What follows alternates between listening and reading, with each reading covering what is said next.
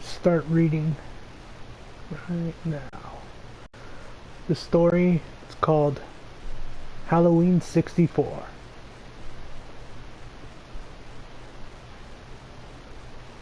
I had heard rumors of the game's existence on various gaming sites and messaging boards, but I never thought it was actually real.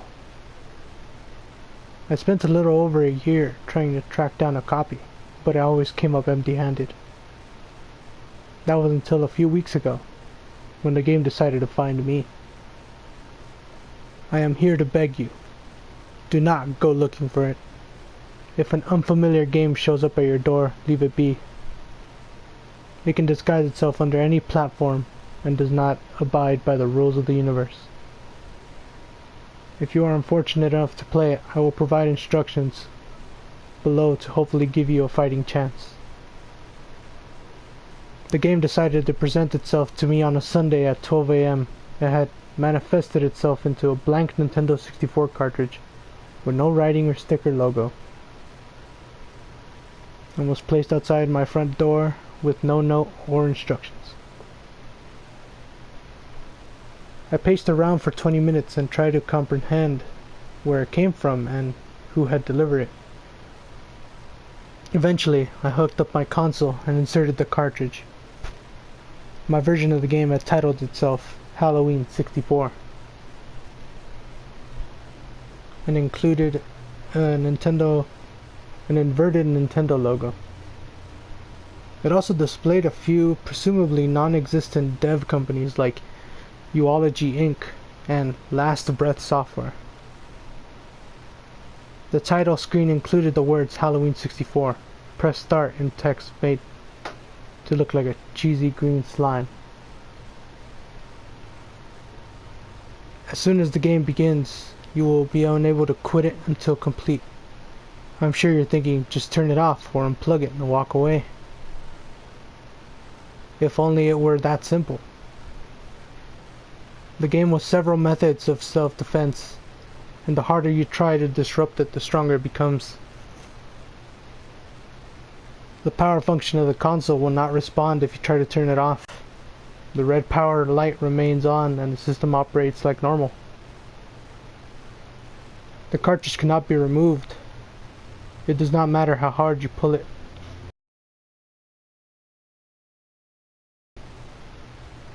If you annoy it enough, the cart will become scalding hot and burn your skin to the bone. In addition to this, all outside communication will be lost. Your phone and the internet will not function while the game is running. Any door or window that leads... My front door wouldn't open at all till my window became... To be honest, I'm not sure if time even passed while playing this game, as every clock in my apartment remained at 12 o'clock while playing. You are given 10 lives. Certain aspects in the game will be mirrored in reality. Any pets you own will die as soon as you lose a life. As you lose more lives, you will get sick, very, very sick. I became nauseous, my head started to pound, and my nose began to bleed. The more lives you lose, the worse you feel, but you must keep playing. I can only conclude that losing all lives will result in death. Level 1. The Neighborhood. The third-person character in Level 1 is a child dressed in a skeleton costume, carrying a jack-o'-lantern bucket. You start off in the middle of the suburban neighborhood covered in cheap Halloween decor. The street had a striking resemblance to the one I grew up on. I can only assume this is a detail that is different for each player. Although the street appears linear and endless, it is not. As you move forward, the street lights behind you will go out. Do not go into the dark, keep moving.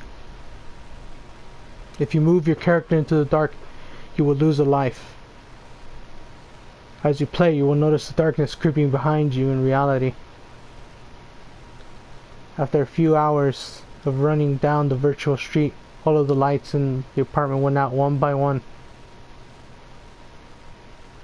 Whatever you hear, see, or feel, it is very important not to take your eyes off the screen during the level.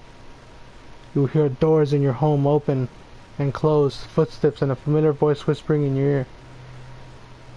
Do not lose concentration or you will lose more lives. You may even feel a hand rest on your shoulder. Eventually the level will end without notice. The timer on the screen showed that I ran for 7 hours and 26 minutes before completion. Level 2, the house. Level 2 is displayed in first person. You will enter the house with limited visibility, as a dim flashlight is your only source of illumination. As you progress through this level, you will notice a difference in temperature around you. My apartment was freezing, making it extremely difficult to concentrate. Again, you must keep playing if you get up.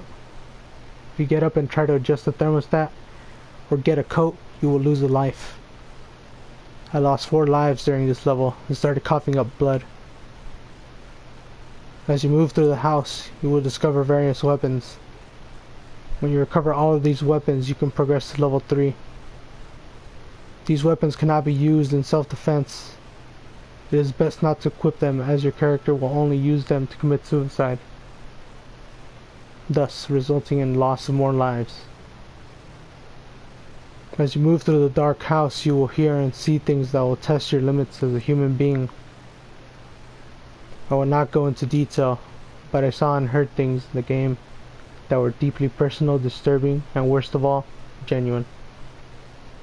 Be prepared to witness every terrible experience of your past. All those things that have been repressed, forgotten, and maybe even went to therapy to try to work through. Once again, you will keep playing, and you must collect every weapon. Chapter 3, Final. This one, like the last, is the first person. I entered this level with 2 remaining lives, almost certain that I was destined to fail. Like the former levels, I believe that this is coming to the person who is playing it. You will enter a bedroom and see a person lying on the bed asleep. They may resemble a loved one, a friend, or yourself. I saw the body of my best friend who was passed away 10 years ago. You will have access to every weapon you grabbed in level 2, a knife, blowtorch, baseball bat, and screwdriver. Your objective is simple: kill the person in the bed. They will not fight back. Once their health bar is diminished, you will win the game. I chose the knife. I walked up to the bed, aimed, and struck the body with the blade. White hot pain filled my eyes as I instantly discovered the catch of the level 3. Whatever pain you inflict on the person, you will feel in reality. You will not lose any blood, you will not lose consciousness, and you will not die. But you will feel every single sensation. If you take too long in between blows, your player will lose a life. Name again and again. It took me 20 minutes to stab them to death, and I could barely hold the controller over. I completed it with just 1 life remaining. My body was cold and broken. I remember reading "Game complete" on the screen just before blacking out. I'm not sure who the game will choose next, or if it already has chosen. I just pray that they will read this before it's too late.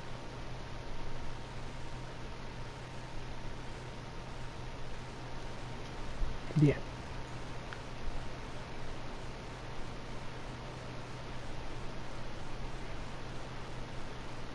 Credit is J. Spizile, person who wrote it.